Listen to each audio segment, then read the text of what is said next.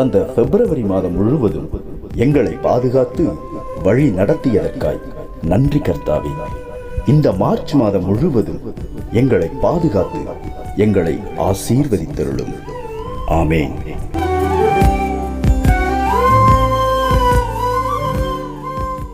நான் கண்ட மேன்மைகள் எல்லாம் கரத்தின் ஈவு.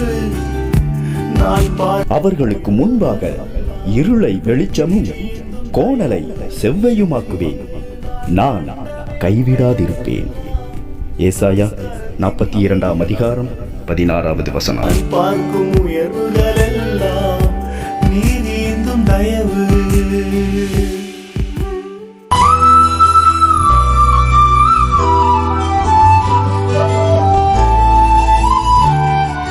கர்த்தர் உங்களையும் உங்கள் குடும்பங்களையும் ஆசீர்வதிப்பார்.